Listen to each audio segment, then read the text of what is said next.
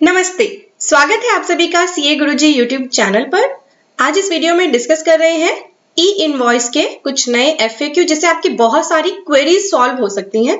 तो make sure video को end तक देखिएगा। अच्छी लगती है हमारी वीडियोस तो like, subscribe and bell icon जरूर प्रेस करें। पढ़ते हैं टॉपिक की तरफ। मोबाइल तो आपके हाथ में होगा ही। डिटेल लर्निंग में अगर आप इंटरेस्टेड हैं तो हमारे कोर्सेज का बेनिफिट लीजिए। विजिट करिए studybuddy.com। डिटेल में इनके बारे में डिस्कशन करूंगी वीडियो के एंड में। मैं आपको ले आई हूँ ई इनवॉइस की वेबसाइट पर। यहाँ पे नए एफएक्यू रिलीज हुए हैं जिसमें ई वे बिल से रिलेटेड भी आपके क्वेश्चंस को सॉर्ट आउट किया गया और ये क्वेश्चन ऐसे हैं जो फ्रिक्वेंटली हमारे चैनल पर भी व्यूअर्स पूछ रहे थे, यानी अभी तक उनको अपने क्वेश्चंस का क्लियर आंसर नहीं मिला था। तो इंपॉर्टेंट है, एंड तक आपने देखना है ताकि आपको क्लियर रिप्लाईज आपके क्वेश्चंस का मिल सके, क्योंकि ई इनवॉइस जनवरी 23 से 5 करोड़ या उससे ज्यादा की टर्नओवर पे एप्लीकेबल होने वाला। धीरे धीरे गवर्नमेंट ने सभी पे एप्लीकेबल कर देगी, तो आप सभी अभी से तैयार रहें। पहला क्वेश्चन है कि क्या ई इनवॉइस रिक्वायर्ड है एक्सपोर्ट ऑफ सर्विस के लिए भी? सर्विस के केस में कंफ्यूजन थी, तो यहाँ लिखा है यस।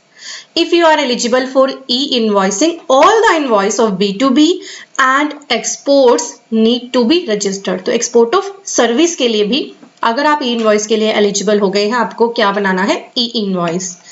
देन पूछा गया है कि क्या यहाँ पे कोई लिमिट है for delivery of goods and generation of e way bill in ई-इनवॉइस?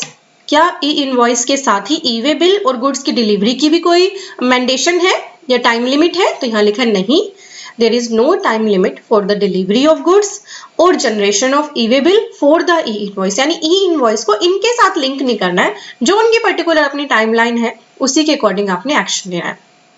अगला क्वेश्चन है, क्या हमें ई इनवॉइस बनाना है? आरसीएम के जो इनवॉइसेस है, do you need to upload RCM invoices also? Answer है yes. If you are eligible for e-invoicing, all invoicing including RCM invoice issued by the supplier need to be registered। तो RCM पे बहुत ज्यादा confusion थी। अगर आप पे एक बार e-invoice एप्लीकेबल हो गया है तो RCM के इनवॉइस भी आपको अपने सप्लायर के जो है वो कैसे देने हैं, कैसे जनरेट करने हैं? e-invoice। When billing address is one state and shipping address is in another state, which GST will applicable? IGST या CGST और SGST? यहाँ पूछा जा रहा है कि बिलिंग का एड्रेस तो है एक स्टेट का और शिपिंग हो रही है अनदर स्टेट में, तो हमें ये बताइए IGST लगेगा या CGST SGST? तो इसके लिए आपको प्लेस ऑफ सप्लाई के प्रोविजंस को गो थ्रू करना है। यहाँ पे यहाँ लिखा है type of GST, whether IGST या CGST को ऐसे डिटरमाइन होती है according to place of supply. If supplier state is same as of place of supply then it is CGST SGST, else IGST for B2B transaction. तो ये तो बहुत basic सा क्वेश्चन है, आपको पता ही होगा इसका आंसर। देन जनरेट कैसे करें ई इनवॉइस फॉर सर्विसेज? सर्विस के लिए पर्टिकुलर पूछा गया है। द इनवॉइस फॉर सर्विस में बी जनरेटेड, जैसे और इनवॉइस आप बनाते हो गुड्स के लिए बनाते हो बिल्कुल वैसे ही बनाना है, बट आपको सर्विस के केस में क्या देना है? SAC कोड और टोटल प्राइस लिख देना है यूनिट रेट में। ठीक है, यूनिट रेट में टोटल प्राइस लिख देना है एंड क्वांटिटी में बी मेंशन्ड एज 1। तो इसी में दिक्कत आती होगी आपको क्वांटिटी में और यूनिट रेट में। क्वांटिटी को तो दिखा दे 1, सर्विस के केस में तो कंसोलिडेटेड जाएगी एंट्री, और टोटल प्राइस लिख दे यूनिट रेट में। देन है in how many days can we generate e invoice after preparing manual invoice and e way bill? This is very important question, frequent question है ये हर किसी पर्सन का कि कितने दिन के अंदर हमें जनरेट करना है ई इनवॉइस। जब हम मैनुअल इनवॉइस बना ले और ई-वे बिल बनाने उसके बाद आपको ई इनवॉइस के लिए भी सेम वही टाइम लिमिट अप्लाई करनी है जो एक नॉर्मल इनवॉइस के लिए है। ठीक है, इसका कोई लिंक नहीं है इससे ई-वे बिल से। Ideally, the e-invoice must be generated after preparing the manual invoice and before issuing to the customer. Ideal यही है। वैसे पोर्टल ने अभी आपको एक फैसिलिटी प्रोवाइड कर रखी है to register invoices for the previous periods also. Facility तो है, बट अगर आप ई-इनवॉइस को डिले करते हैं तो आप पर कंसिक्वेंसेस इसकी एप्लीकेबल हो सकती हैं। ठीक है, पोर्टल पे अवेलेबल है, आपने गलती कर दी, पोर्टल पे आपकी गलती को ठीक करने के लिए ऑप्शन अवेलेबल है प्रीवियस पीरियड के इनवॉइस डालने के, बट आपको कैसे क्या करना है? साथ साथ ही इनवॉइस बनाना है। मतलब ऐसा नहीं करना कि कस्टमर को एक बार तो मैनुअल कॉपी दे दी और कुछ दिन के बाद आप इनवॉइस बना रहे हो, नहीं। आपके लिए सेम इनवॉइस के वही प्रोविजन एप्लीकेबल है इनवॉइस पे भी जो नॉर्मल इनवॉइस के लिए एप्लीकेबल थे। टाइम लिमिट वही रहेगी, टाइम ऑफ सप्लाई वही रहेगी। How to include freight charges in invoice, बहुत फ्रीक्वेंट क्वेश्चन है कि फ्रेट के चार्जेस को इनवॉइस में कैसे दिखाएं। तो यहाँ लिखा है फ्रेट चार्जेस आप एंटर कर सकते हो एज लाइन आइटम, यानी एक के बाद दूसरी item. In case there is GST component, अगर उसमें जीएसटी कंपोनेंट भी है, और अगर फ्रेट में जीएसटी नहीं है तो आप उसे अदर चार्जेस में एंटर कर सकते हो। तो ये बहुत ही ज्यादा मेजर क्वेरी थी, ये आपकी यहाँ पर सॉल्व कर दी गई है। Whether e way bill is mandatory for service invoices, तो वही बार बार सर्विस के लिए क्वेश्चन आ रहा है कि ठीक है गुड्स के लिए तो हम बना लेते हैं, बट ई-वे बिल क्या सर्विस के लिए भी बनाना? ई-वे बिल की बात हो रही है। ई-वे बिल क्या है? ई-वे बिल में क्या, ई-वे बिल किस लिए मैंडेटरी करा गया? गुड्स की मूवमेंट के लिए। क्या सर्विस पे एप्लीकेबल होगा? नहीं, कोई रिक्वायरमेंट नहीं है। सर्विस के केस में ई-वे बिल की आपको रिक्वायरमेंट नहीं है। तो ई-वे बिल और ई इनवॉइस को कुछ पर्सन मिक्स कर देते हैं, दोनों अलग अलग है। ठीक है, ई-वे बिल की जो कंडीशंस हैं वो बिल्कुल अलग है, ई इनवॉइस की जो कंडीशंस है वो बिल्कुल अलग है। मिक्स मत करिए। ई-वे बिल सर्विस के केस में बिल्कुल भी रिक्वायर्ड नहीं है, क्योंकि ई-वे बिल किस लिए बनाया जाता है? गुड्स की मूवमेंट के लिए, राइट? तो यहाँ लिखा भी है, and note for the service e-way bill is required only if at least one of the item in the invoice has goods. अगर कोई ऐसा इनवॉइस है जिसमें गुड्स भी है और सर्विस भी है, फिर आपको ई-वे बिल बनाना पड़ेगा। सिर्फ सर्विस है तो नहीं बनेगा। और फिर यहाँ पे एक लिमिट भी है हमारे पास ई-वे बिल की 50,000 तक की।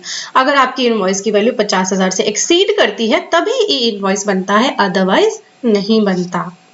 अगला है whether shipping bill number at date can be entered in the invoice. Of course आप कर सकते हो। Please refer the schema of invoice, यहाँ पे लिंक भी दिया है। Is there any limit to prepare credit note against e invoice? नहीं, ई इनवॉइस की अगेंस्ट क्रेडिट नोट या डेबिट नोट रेज करने की कोई टाइम लिमिट नहीं है। Whether shipping bill number is mandatory while preparing E invoice? Mandatory नहीं है, आपकी मर्जी है, आप डालना चाहें तो डाल दें। I have cross the notified turnover in the current year, तो अब एक पर्सन ये पूछ रहा है कि ई इनवॉइस के लिए जो लिमिट है ना अभी 10 करोड़ की, वो मेरी ऑलरेडी एक्सीड हो गई है इस करंट ईयर में। तो क्या मुझे इनवॉइस बनाना है? नहीं, क्योंकि आपको प्रीवियस ईयर की टर्नओवर देखनी है। तो अगर इनकी टर्नओवर करंट ईयर में बढ़ी है, 10 करोड़ से ज्यादा हुई है करंट ईयर में, तो अगले साल इन्हें इनवॉइस बनाना पड़ेगा अप्रैल से, 1 अप्रैल से। ठीक है, यही बात यहाँ पे लिखी है। Can the regular invoice be maintained along with the portal generated invoice? Instead of sending the portal generated invoice, can we send the regular format to customer? तो यहाँ पे पूछा जा रहा है कि क्या हम मैनुअल इनवॉइस दे दें कस्टमर को, ई इनवॉइस ना दे? नहीं, अगर आप ई इनवॉइस की एप्लीकेबिलिटी है तो IRN नंबर और QR कोड के साथ आपको देना है ई इनवॉइस। ठीक है, इसके साथ आप चाहो तो रेगुलर इनवॉइस भी दे सकते हैं, पर ई इनवॉइस ही आप पर एप्लीकेबल रहेगा। How do I upload invoices in case I do not have ERP system? तो कुछ पर्सन ने तो सॉफ्टवेयर बेस कर लिए हैं अपने सारे काम, कुछ पर्सन अभी भी नहीं ले रहे हैं सॉफ्टवेयर, तो उनके पास पोर्टल अवेलेबल है ई इनवॉइस बनाने का। हमारी वीडियो भी है कैसे ई इनवॉइस आप बना सकते हो पोर्टल के थ्रू, वो वीडियो मैंने आई बटन पे लिंक भी कर दी है, डिस्क्रिप्शन में भी डाल दी है। Then है is invoice applicable if my customer are SCZ type? Yes, it is applicable if customer is of type SCZ. Then e-invoice may be generated using transaction, वहाँ पे ऑप्शन आते हैं ट्रांजैक्शन टाइप को सिलेक्ट करने की, वहाँ पे SCZ, WP या WOP जो भी आपका सप्लायर है वो सिलेक्ट करें। देन लिखा in how many days can we generate invoice after making the invoice and e way bill. बार बार ये क्वेश्चन आता है कि नॉर्मल इनवॉइस बनाने के बाद और ई-वे बिल बनाने के बाद कितने दिन के अंदर इनवॉइस बनाना है।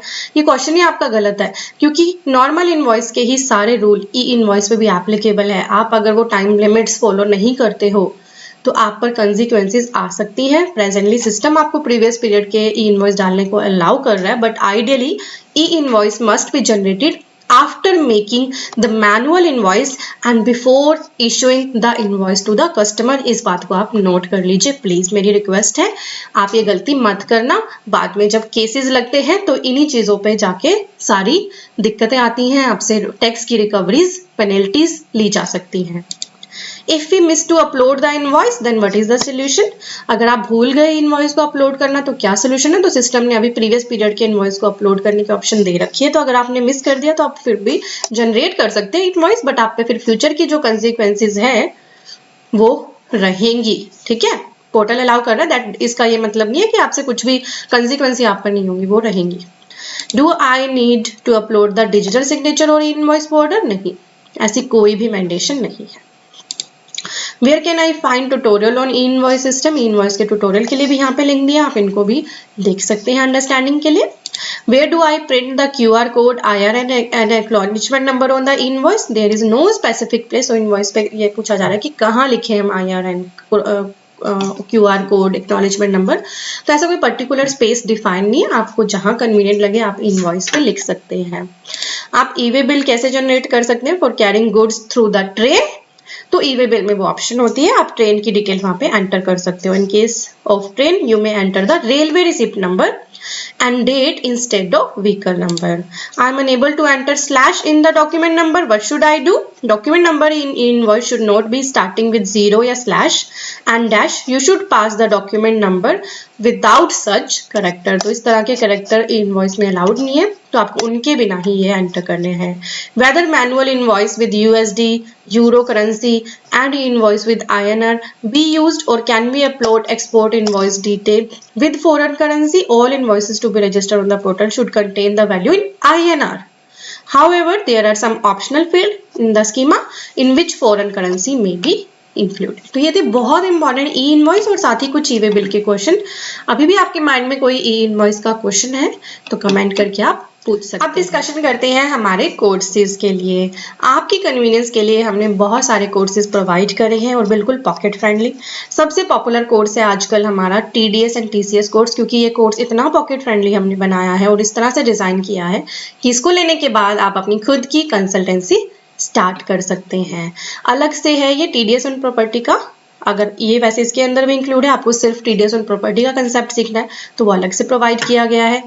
रिकंसिलेशन बहुत इंपॉर्टेंट है GST में, तो रिकंसिलेशन के 2 कोर्स हैं। यहाँ पे GST 2B reconciliation with adjustment of book entries सिखाया गया और ये है 3B भी इसके साथ फाइलिंग सिखाई गई है live. MSME registration course GST 99 से 31 दिसंबर तक आपकी फाइल होनी है, इसमें रिकंसिलेशन भी इंक्लूड है, इसका बेनिफिट लीजिए। कॉम्बो कोर्स है GST at automation of balance sheet. Balance sheet तो आप बहुत सारी बनाते हो मुझे पता है, बट अपना टाइम भी बहुत कंज्यूम करते हो और आपका टाइम क्या है, टाइम इज मनी। अगर कोई पर्सन आपका टाइम बचा दे तो आप उसको बहुत सारी जगह पे यूटिलाइज कर सकते हो। तो हमारा ऑटोमेशन का कोर्स अलग से भी अवेलेबल है, बहुत पॉपुलर कोर्स है। और साथ ही कुछ कॉम्बोज में भी है, जैसे GST के साथ, इनकम टैक्स के साथ, और मेगा कॉम्बो में तो हमारे सारे ही कोर्स आ जाते हैं। तो इसका बेनिफिट बहुत सारे पर्सन ले रहे हैं, आप इस मेगा कॉम्बो का बेनिफिट ले सकते हैं। मेगा कॉम्बो में तो सारे ही कोर्स इंक्लूड है, फिर एक कॉम्बो और हमने बनाया है जिसमें ऑटोमेशन नहीं है इंक्लूड, ठीक है, वो अलग है। और GST और इनकम टैक्स ही आपको सीखना है तो अलग अलग कोर्स भी अवेलेबल हैं। हमारे कोर्सेज का बेनिफिट लीजिए, और भी कोर्स लाइनअप है, हमारी टीम से आप बात कर सकते हैं। स्क्रीन पे आपको नंबर दिख रहा है। वीडियो अच्छी लगी है तो लाइक करना, और सिंपली आपको क्या विजिट करना है, studywordy.com। मोबाइल आपके हाथ में है, गूगल पे जाइए और टाइप करिए studywordy.com और कोर्सेज सेक्शन में आपको हमारे कोर्सेज मिल जाएंगे। और कोर्सेज को बाय करने के बाद आपका यहाँ पे डैशबोर्ड अपीयर हो जाता है, उसी के थ्रू आप कोर्सेज को देख सकते हो। Thank you for watching, bye bye.